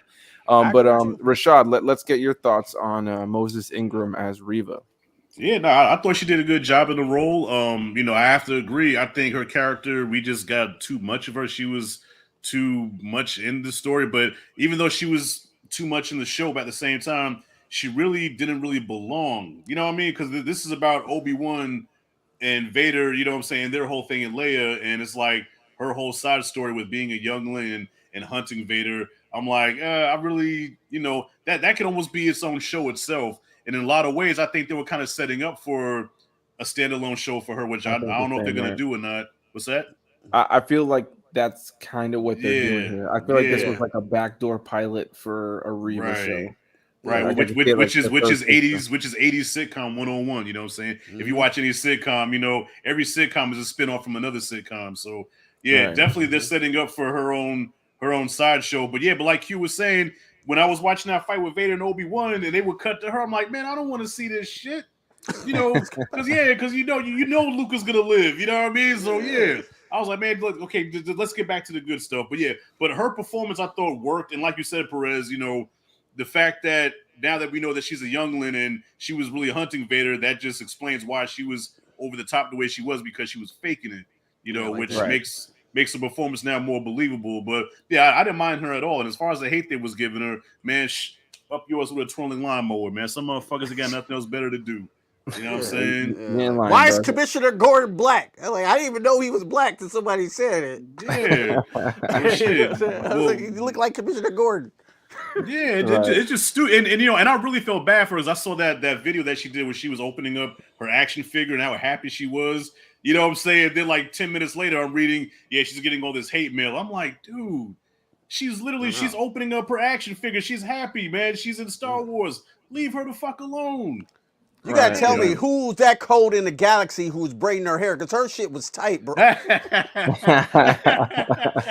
shit was fucking, you know what I'm saying? That shit was on point, wasn't it? That shit was on point, son. Until that last episode, after she got stabbed, it was all, it was all messy. Yeah, it was on the BDB side a little bit, but yeah. When she came to as a Grand Inquisitor, though, her shit was tight. You know what I'm saying? She must got one with the mini arms, you know what I'm saying? Right. Braid her shit to the back. Because her shit was laid, son. Okay, which brings me to my next question. I want to ask this. Okay, what was the whole point of her going after Luke? Because you can almost interpret that in a couple of ways. Like, was she going after Luke, I guess, to prove herself to Vader to get back in with him? Or is she killing Luke because... I think it was revenge. But she can't know that that's Anakin's son, right? Right. I think that's where it gets a little messy. I feel like they didn't really know what to do with Reva in the last part of the show, personally. Right. Just because I think that what they're getting at is that she's gonna kill Luke, and then she at the end she sees it's flashing to kind of like shots of her, so she sees herself, and it's that moment of have I become, I've become the very thing I swore to destroy. You know what I mean? That whole thing, where it's like, okay, so she realizes that she's gonna do the same thing. How does she know that that's Vader's kid? I don't know. Maybe she put one and two together. I feel also like dumbest move in the world on Bail Organa's part to be even sending voice messages. I know why he did it, but that kind of leads into what I was son. That convenience. That conveniency of some of the story decisions. That's one of those where it's like, okay, we can conveniently hear Reva's gonna see this. Yes, by the way, go pick up Luke Skywalker, who is on Tatooine, which is the sand planet east of here. Give a specific fucking who does that, man? These are Darth Vader kids. Because there's only 3 people. Wait, let me see how many people. Okay, Yoda, Obi-Wan, and Bail Organa are the only ones that know that Anakin and Leia are Anakin's offspring. So I think those are only 3 that know. So how the fuck would she know? Yeah, it's a little bit of convenient writing there. Yeah. Moving on to some side characters though that I wanted to talk about, and the 2 characters that I enjoyed their role in the show, but I struggle, and I've talked about this before. I struggle with seeing really recognizable actors in Star Wars. I've always struggled with that. Now, if they became popular because of Star Wars, or they were popular maybe a little bit right before Star Wars, but then took off and got even bigger. For instance, Oscar Isaac, he was already a successful actor, but Star Wars definitely launched him to, along with all the other projects he was working on at that time, to where he is today. There's some other actors who have, like Samuel L. Jackson, that was already pretty popular when he did The Phantom Menace and all that. But when for instance, when Forrest Whitaker was in Rogue One, I felt a little weird about it. It sometimes takes me out of it because I always like to see less recognizable actors in Star Wars. Sometimes I feel like that's where it works the best. I don't really have any interest to see Tom Cruise or The Rock in Star Wars. I love those guys, but I don't want to see The Rock take a stormtrooper helmet off and it'd be him. It doesn't interest me. So with that said, seeing Kumail Nanjiani in here as Haja was a little bit strange at times. His goofiness, especially at first when we're finding out he's this fake Jedi, at times just felt weird to me. I couldn't help but think, oh, it's that funny dude from Eternals and the other million movies I've seen him in. With Marvel, it makes sense because it's almost about getting big name actors for Marvel. But with Star Wars, I don't know. I did have a moment where I was like, Command Nanjiani, and then we had O'Shea or Shio. I think it's O'Shea Jackson O'Shea Jr. Yeah, Jackson, yeah. yeah. Which I again, two actors, both him and Camille, love these guys. I think they're great in anything I've seen them in. But Mm-hmm. it's like I kept thinking, hey, it's Ice Cube or it's Ice Cube's son, and then it's like, hey, it's Camille Nanjiani from the Marvel movie. Yeah, Woo, he's got a So, yeah. goat. I guess Rashad, I'll start with you this Today time was a around. good day. What you think What? about Camille Nanjiani and O'Shea Jackson in the Well, show? I mean, it didn't bother me as much as you, but I do see what you're saying. You know, in the galaxy far, far away, the last thing you want to do is see somebody that reminds you of the galaxy that you know of. So yeah, I get that. Yeah, and as far as O'Shea Jr., yeah, you could tell they set up something for him too, because I guess he's going to be some kind of leader in the rebels. Because the last thing Obi-Wan said to him was like, you know, be careful or whatever, and he's like, yeah, I'm just getting started. I said, Right. oh, okay, so yeah, we're gonna see him down the line. But yeah, it really it didn't bother me at all. You know, I mean, but yeah, but I did like every time I see him, no matter what he's in, I'm like, that's Baby Cube. You know, Yeah. Right. I and he's think we're never gonna definitely escape gonna that. see. I think we'll definitely probably see him appear. My guess, because at this time, like the group he's with, they're calling it the Path, which is Mm, new from at least to my knowledge. okay. It's like a new thing to Star Wars, so I'm guessing it's like a new kind of early branch of the Rebel Alliance. The TV Ah. show Rebels takes Mm, place 5 years after this, and I mm, believe I can't remember exactly where in the timeline, but somewhere between here and obviously A New Hope. We're Mm-hmm. getting Andor that I believe starts later this year or early next year, and yeah, so I have a feeling we might see Roken, O'Shea Jackson's character, reappear in Andor. Oh I yeah, could be wrong, definitely, but I feel like I definitely. think if so. there's somewhere that we might see his face appear again, I feel like that would be the place. Which I can't believe it that Andor is getting 12 episodes. I don't know if you guys know 12. anything. Yeah, Andor is getting 12 episodes in its first season. That's going to be all about like kind of like the setup of the character, and then we're getting a second season, one more season that's going to lead us right up to Rogue One. Oh Um, wow. so Mm, like 24 episodes of that. And I'm just like, couldn't we damn. get 12 episodes of Kenobi? Just like, Yeah, Yeah. yeah. More No, actually, I Kenobi. tell you what I really want to see. I want to see a Yoda story, man. Like, you know what I'm saying? Yo, I want to see a Mm, Yoda origin story. How he came. I want to see Yoda, like how we see Vader in his prime. I want to see Yoda in his prime, right, fucking shit up. mm. You know what I'm saying? This dude, almost 1,000 years old, trained I don't know how many Jedi's, the baddest motherfucker in the galaxy. And I guess also because me and my cousin had an argument the night before because, like, right now he's on Obi-Wan's jock. You know, so he thinks Obi-Wan is the most powerful Jedi ever. I'm like, dude, you forgot about Yoda? Man, fuck Yoda, man. Yo, where was Yoda at? Yo, my cousin, I wish he would have been here because imagine, okay, he's my evil twin. So imagine me with the I volume turned seen all him. the way up. Okay. So he's like, man, fuck Yoda. He's like, yo, where was his green ass when Order 66 happened? He went to fucking Dagobah and disappeared while everybody died and he didn't do nothing. Obi-Wan's the one that saved the day. I'm like, dude, put some respect on Yoda's name. He's 1,000 years old. What you want him to do? You know? Mhm. Yeah, so yeah, I want to see Prime Yoda just so my cousin can shut the fuck up. that's hilarious, bro. That's Yeah, I want hilarious. to Yeah. see. Yeah, I would love That's to see. funny. I would love. I don't know if I'd want a Yoda show. I feel like I would love to see something that includes A a younger trilogy. Yoda. Yo, give us a trilogy. I would take a movie Mm. trilogy. I mean, in Like that kind of case, like yeah, The Hobbit. I'll take a movie trilogy, bro. That'd be pretty Yeah. amazing.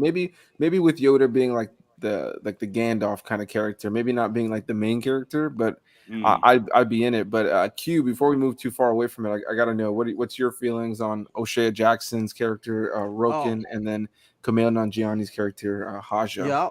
Oh, yeah. O'Shea, I give a pat. You see Cube for sure, like where you guys are saying. You see Ice Cube facing it, but he's not that Mm. big of an actor. You know what I'm saying? He's not like big, like not like Giamatti. You know what I'm saying? Like that dude's a little bit more recognizable, and it does throw me off because I watched all of Silicon Valley on HBO. He's great, you know what I'm saying? But like to see him in Star Wars, it is weird. And his character, I could have really not seen after that one episode. You know what I'm saying? When he Right. found out he was a fake Yeah. Jedi, I was like, I'm good on him. He don't need to be here anymore. You know, O'Shea Jackson character was a little bit more integral to the plot because he's fixing the ship, he's helping people.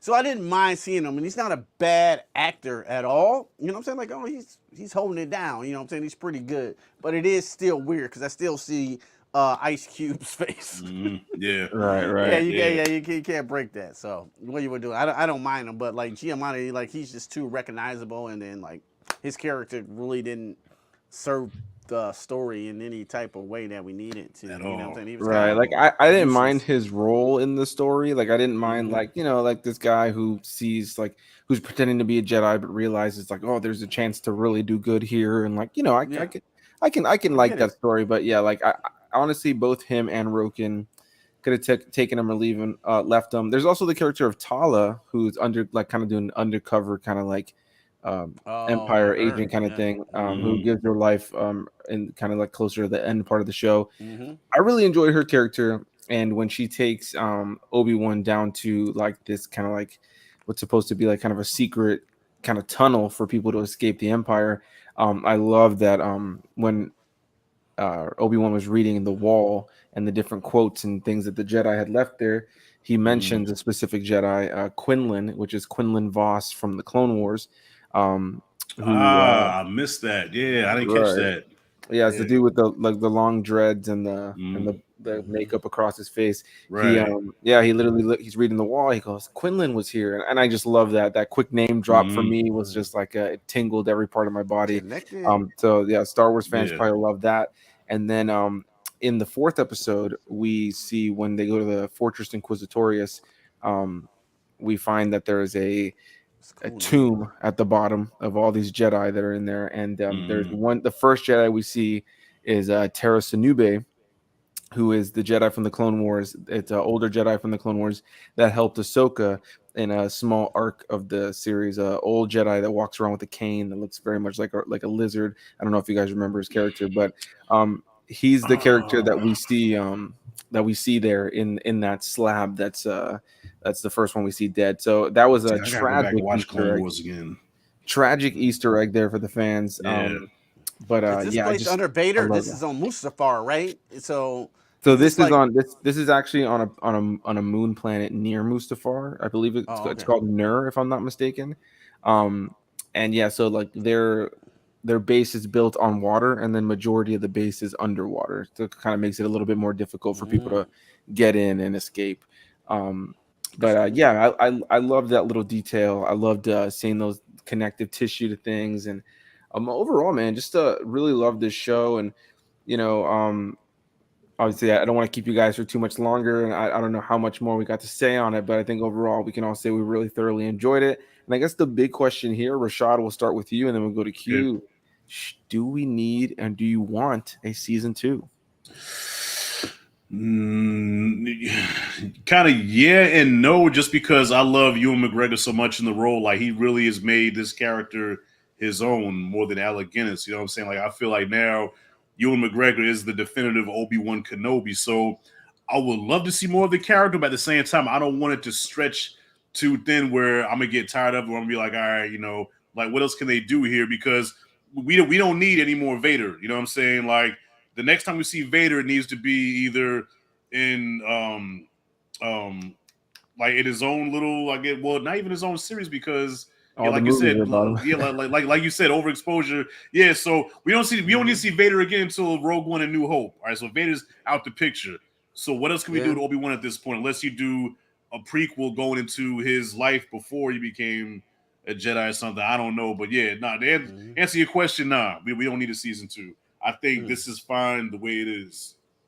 Right, right. And I definitely agree. I think for me, I think this was a great ending. I think that you do too much and you like I forgot to mention it, but like you mentioned those lines earlier, with him like, when I left you I was but the learner, now I am the master. Like Mm-hmm. that, and the scene earlier when he senses Obi-Wan on the Death Star, Yeah. I sense something, a Yeah. presence I've not Presence felt I've not since. felt since. Right, and then he Mm. storms off. And Yeah. well, my Yeah. biggest That old. concerns going into this movie were, or going into the show, my biggest concerns were like, are they going to ruin those lines? Mm-hmm. And thankfully, I don't feel like they did. I wanted to make sure that whatever that sense was, I Yeah. mean, the way I feel like it still makes more sense for that sense to be Revenge of the Sith, but I can buy Mm-hmm. into this being the sense, as long as they don't do too much.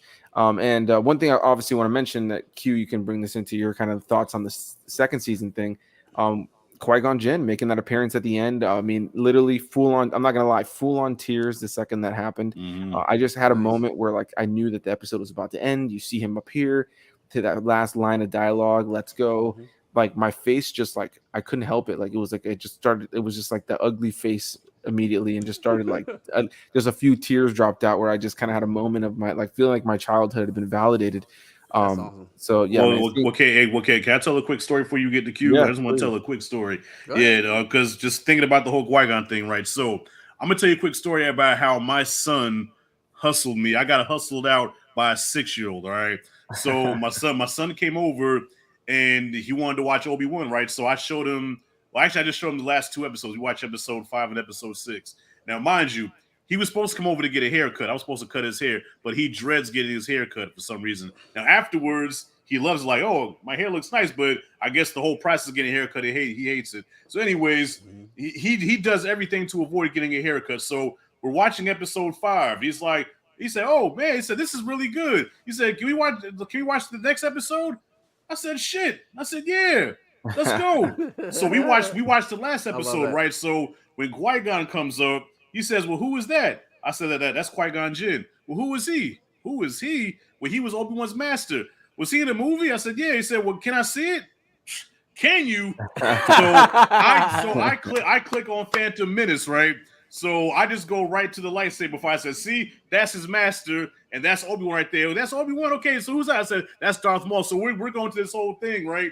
So he says, okay, so who's the boy he has to train? Well, that's Anakin. He becomes Darth Vader. Well, how's he become Darth Vader? I thought you never asked.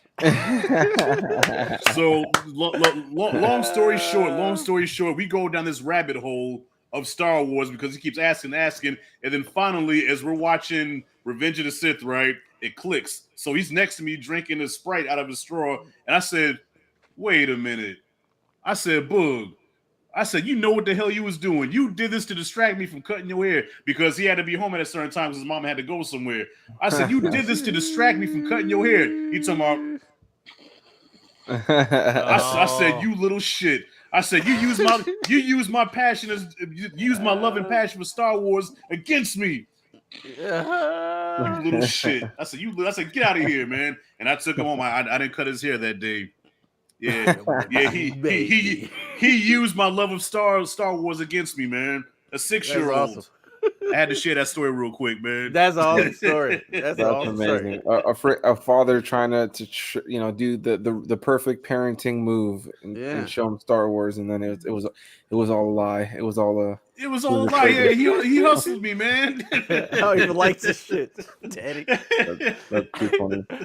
Well, I will say though, on the topic of a second season of the show, I think that if they were to do it for me, I would honestly be cool with just a season with shortened, like less episodes, that just about him and like with Qui-Gon kind of training him further in the Force, like just a Ewan McGregor, Liam Neeson second season for me would be all I need. But let's go back to the original question. Q, do you want or need a second season? I agree with you on no more Vader. This was it. And that saddens me to say it because this is my favorite character in the world. Like, yeah, bring me more Vader, but like that'd be me as a fan trying to whore Vader out for my own personal needs.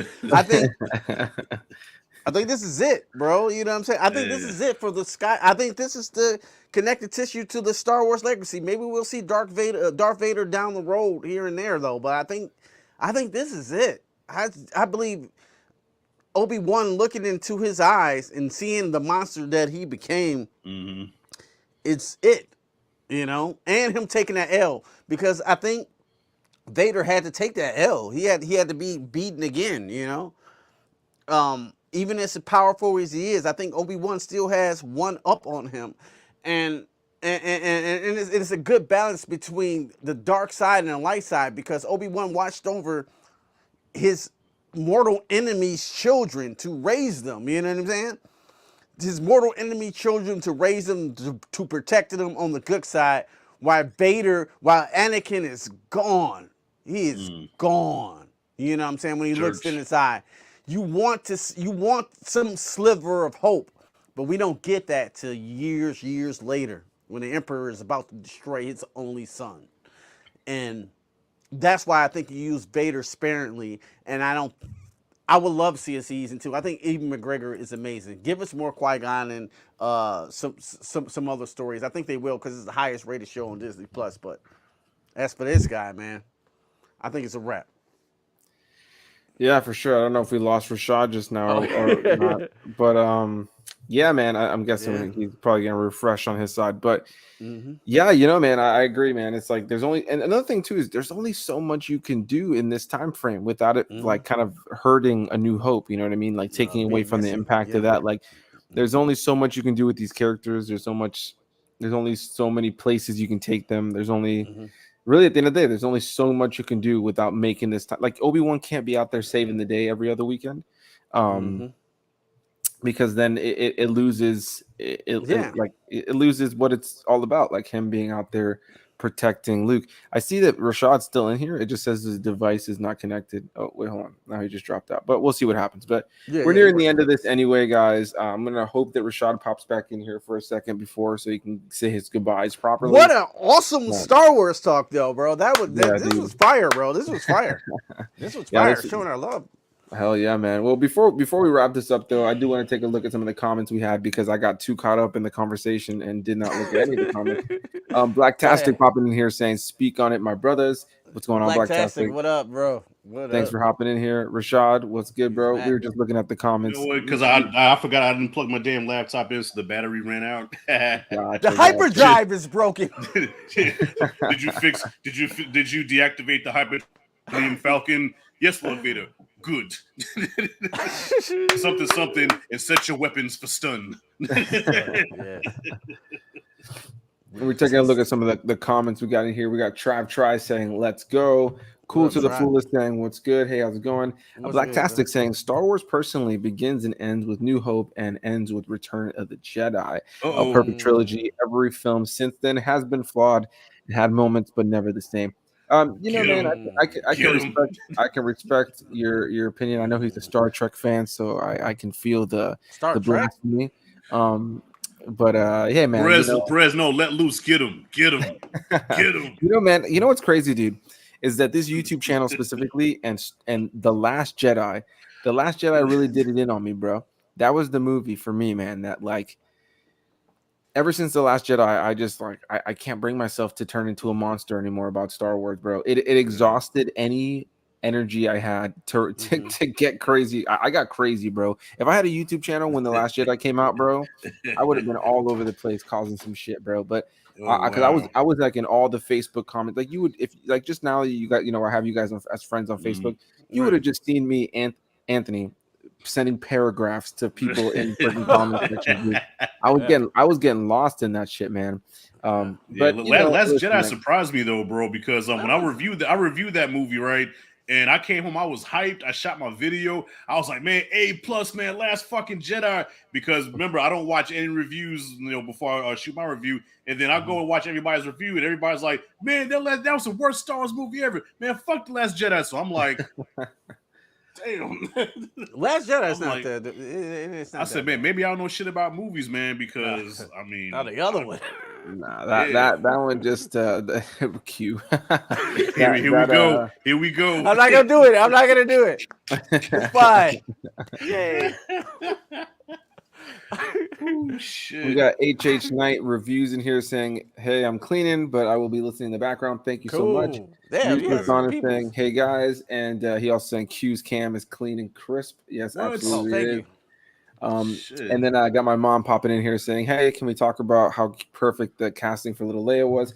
I thought she did a really good job. My mom is the biggest Leia fan. Like my mom has a whole closet that is nothing but Leia stuff, like just Leia things. Oh dang, that's dope. Yeah, so my mom is. When I remember, I saw that episode, those first 2 episodes, the night that they dropped, and my mom was doing stuff at Star Wars Celebration, so she wasn't able to watch it till the next day. So I was like, "You got a big surprise coming your way." Like she did not expect there to be a little Leia in the show, but yeah, man. Overall, dude, I love the show. I thought it was great. I don't feel like we need a second season, but if we get one, I'm all for it. As long as it's contained. There's only so much you can do in this time frame without muddling the events of A New Hope. You don't want to mess with canon. You know, it already gets shaky. You know, there's already some weird things in there, like Reva knowing about Luke and all these different things. But I'm very curious to see where they go moving forward. Despite any gripes, despite any missteps, despite any hiccups in the show, for me overall, it was just an emotional, nostalgic, good time that told a good story. Yeah, you know, those are my final thoughts. This was a great time. I loved it. I did a full, more extensive breakdown and review. If you guys are interested in checking that out, it's already on the channel. Rashad's done some videos on it. Q's done some videos on it. Go check those out. Actually, I haven't, or did I? Did I? No, I don't think I've covered. You did the one on Reva, but like, and you kind of talked about the show there, but not too much. Okay, yeah. But you know, my Star Wars videos do terrible on YouTube. Yeah, man. Unfortunately, mine too, man. Unfortunately, mine too, which is a damn shame. People are always like, do more Star Wars videos, and trust me, I would love to do Star Wars centric videos, but there's so much Star Wars content online from these from like top tier channels that have covered everything. You know, what butthole color is Anakin Skywalker? Like the literally like anything you can think of, it's on YouTube already. Like, you know what I mean? Like anything you can think of with Star Wars, bro, somebody's already covered it extensively. So I always get like kind of discouraged from doing that. But if you want to, just do it anyway. Like we had a great conversation about Obi-Wan and Star Wars universe, our memories as children. You know what I'm saying? This just comes out naturally. That's the magic right there. That's the magic of cinema and film. You know what I'm saying? I feel that magic in me. And I feel when Anthony's talking about going to Celebration and talking about these movies, I know that magic. I'm there too. I feel that magic too. I love this fucking shit. You know what I'm saying? Till I die. You know what I'm saying? Like, if things have problems, no. I'm not that guy because it's cool to talk about it bad on the internet. If it's bad, yes, I'm going to point things out. You know what I'm saying? Because, you know, being an adult, I'm, you know, as a critic, some stuff I don't like. But don't think ever for a second I don't love Star Wars to the day I die. Son. Listen, for sure. I'll call out a bad Star Wars movie if I have to. But, you know what I'm saying? But just because there's a bad Star Wars movie doesn't mean I don't love Star Wars, man. And that you know, and I appreciate y'all because here in old butt scratching in Orlando where I live at, I have nobody to talk to about this. Like, nobody wants to hear me talk about Star Wars. Nobody understands Star Wars. So I can't even talk to my wife about it. She's like, "What is that?" Like I don't care. It's a long story. I'm like, yo. So what happened to the Battle of Endor, right, Rashad? I don't care. Yo, when Vader threw the Emperor over the ledge, who gives a shit? Yeah, she would have watched P Valley, son. Like, I want to do P Valley. Yeah. So I appreciate y'all for being my outlet where I can, you know, just express myself, you know, how I feel about this fucking franchise and this show. You know what I'm saying? So I don't got to, I thought my daughter was strong in the Force because when my daughter saw the trailer for last you got that Mace Windu? Yeah, that's the old school Mace Windu. Yeah, this is the old school boy. Does it turn purple? Yeah, it does turn purple, but there's no batteries in it right now. I'm sorry. And the top is broken. I think it's from like, this is old as hell, bro. Yeah, that's a FX. Yeah, this boy is old as hell. But I love this one. Perez wouldn't know that shit, huh? Yeah. Dude. For sure. It's still FX tight. Sabers, the FX Sabers, they were like the first ones that everybody, like, they were like the ones to get, like, back in the day. Yep. Nowadays, bro, like the one I have one from Ultra Saber. There's like because you can go get like the ones that Disney makes that are like expensive for no reason, but you can't fight with those. I feel like you want to get things like Ultra Saber, Saber Forge, Vader's Vault. These are all like third party companies that make like you can the ones with the soundboards and shit in them. Right. Those and you can like I want one of those. You can customize your saber to the color, to the hilt. You can have a Thundercat hilt with a lightsaber coming out of it if you want to. Yeah, boys are ill. Yeah, this is old school. But to wrap this up, I love the show. And one last thing I want to mention that we did not mention, the only two little cameos, and then I'm going to pass it off to you guys for your final thoughts, and we'll wrap this up. Loved seeing Ian McDiarmid as Palpatine. We talked about it briefly, but it was great to see him back again at the finale. And in the second episode, it was so good to get that little cameo of Tamura Morrison as a 501st veteran trooper that's just kind of out of it, sitting on the ground. About that, I thought that was a really cool. For a second when I saw the blue armor, I thought it was Captain Rex. I got a little excited, but then I was like, once I noticed the actual the painting of the armor, I was like, okay, this is a 501st Trooper, which are the same dudes that strolled into the Jedi Temple with Anakin in Revenge of the Oh Sith. yeah. The same Dope. same marking. So Rashad, final Okay. thoughts on the series, man, and yeah, let's hear your thoughts, man. Yeah, final thoughts of the series. Loved it. We'll be going back and rewatching it again. You know what I'm saying? So definitely I think it has rewatchability, especially episodes 3, 5, and 6. All right. So yeah, loved it. I mean, I give it an A, probably A minus, you know what I'm saying? Some couple of things in there where I'm like, we could have did that a little better, tweaked that a little better, but overall, I really enjoyed it, bro. Like it just had me emotional, and I hate when I get emotional because people call me out for being emotional. You know what I'm saying? I watch it with my daughter. My daughter looks at me, Daddy, are you crying again? Shut up. All right. I'm just this is Star Wars. Okay. When it comes to Star Wars and Rocky, all bets are off. You know, just leave me the fuck alone. So yeah, I love it. Final thoughts on that. I love this shit. Oh yeah, awesome, man. What about you, Q? Oh yeah, as far as Obi-Wan, yo, it's being a bigger Vader fan that I am. I think this is the best Vader stuff I have seen. You know what I'm saying? Um, Action wise, you know what I'm saying? It was definitely powerful. Every time that dude was on the screen, I just lit up like a child. You know what I'm saying? In my little Darth Vader underwear. Like when I was a kid, when I just jump around, I was like, oh shit! I used to put the cape on and jump around Darth in my Vader bed. I felt like underoos. that. Yeah. Oh, Oh, the the underoos, underoos. son. You know what I'm saying? Let's take it back to Poltergeist. You remember Poltergeist? They had all the Darth Vader shit. That was me as a kid. Just like that with the Darth Vader, the big Oh helmet with all shit. the action figures. I had that shit. Wait, So, hold on. Vader is my boy. Oh yeah, he about to go get it. He was about to go get it. So, but yeah, overall, man, as a series, man, I did love it. It brought, like you said, it brought the cohesiveness of the OG trilogy to the prequels to now, and I'm really appreciative to that because, like, yo, I'm seeing my favorite villain and my favorite Jedi go at it. You know what I'm saying? That was my favorite part of the show. No, I don't need a season 2, but overall, man, bring it. I can't even believe I'm watching it. Like, yo, I think you're probably like in your 30s, and I'm like 46 years old.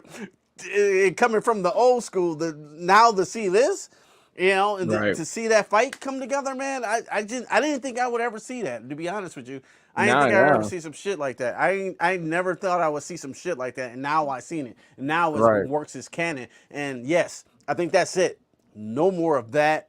At least Vader and Obi-Wan. Let's just move on. If you want to do an Obi-Wan season 2, I'm gonna be there day one. I don't care what he can cut the silly whale sandfish for 6 episodes that I'll watch.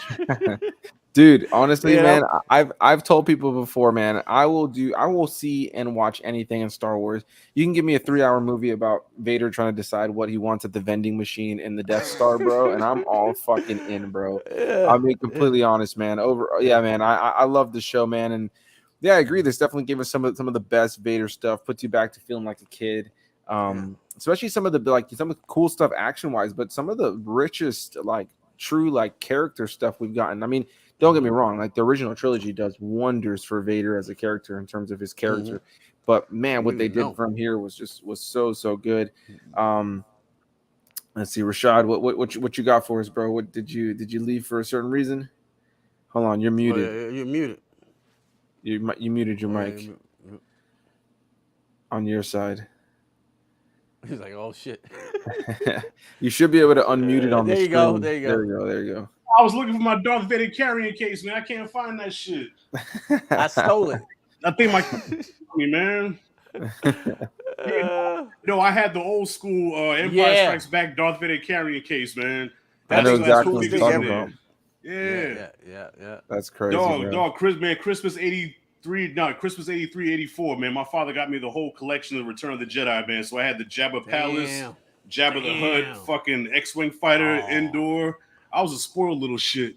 I always wanted the Jabba palette. The Jabba was so hard to get. That Jabba with the thing you sit on, dude. Yeah, I had a little trapdoor thing and everything too. Yeah, I had all that, man.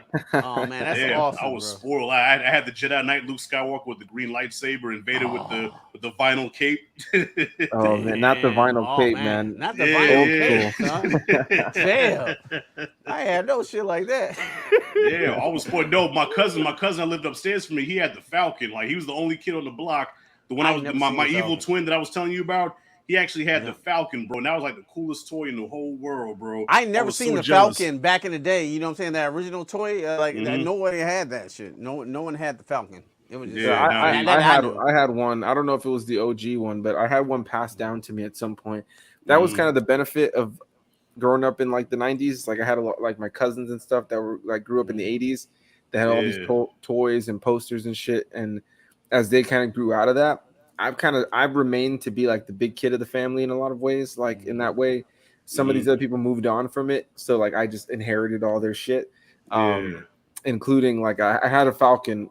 Was it the one that had the two little red prongs that you'd put onto like the blaster and you shoot it? I mean, it could have been a different Falcon, Damn, but Yeah, nah. The that was OG cool. Falcon, you could take the back half off, and they had the little compartment where you could put Luke Skywalker, and we were shooting the what like you put him in right. a little compartment, and you turn him, and then the gun was on top where you turned him, and you could put Han and Gotcha. Chewie in the you could put Han and Chewie in the cockpit, and they even had the little compartment where the floor came out where you can hide under the floor. Damn. They had that too, the little chessboard. Damn. Yeah, like Yeah. dude, it like this is like the 80s, man. It was so detailed that it was the Yeah. coolest toy in the world, man. I was so jealous of them. That's Damn. crazy, man. That's dope. That's Yeah, wild, yeah. I man. never seen that, Yeah, man. man. Yeah. There's nothing like those old Imperial school like Walker. kid toy like Star Wars memories. It's a damn shame that like like Star Wars toys are still popular today, but toys Mm, in general aren't really popular. nah, Like kids got like nah. social media and like video games Video games, yeah. and tablets and shit like that. So like you don't really see a whole lot of kids running around with little action figures. But like, Mm-hmm. man, it was the good old days back in the day. And Yeah, well, dog, because I Yeah. mean, Q, you remember like they like see now they don't advertise toys like they used to, but back in the day they had Toys R Us commercials, and they say, Yeah. yeah, come now, you can get toys from the newest Star Wars movie, and when you would go to Toys R Us, there will be rows and rows of Yeah. nothing but Star Wars stuff. You know what I'm saying? Now Yeah. you go right, there, there's probably like 2 or 3 racks. That's it. Yeah. But Star, but right. They back used to then you advertise had that shit. rows. Yeah, Yeah, they big advertise time. like, "Yo, here's Luke Skywalker," and then you see people playing with it, like Yeah. Yeah. that shit does not happen now. You know, what I'm saying? And Right. There's none of of that. course back then you had to be creative because you always wanted to reenact the carbonite scene, right? So my cousin, what he did was he took the packaging that the Han Solo came in, and he would put Han Solo in there, fill him up with water, and then bring him to the top and then cover him up with aluminum foil and put him in the actual. Okay, we put him in the freezer first, and so he'd be frozen. Then take some aluminum foil and put it over him, Han Solo and carbonite. You know what I'm Damn, saying? nice.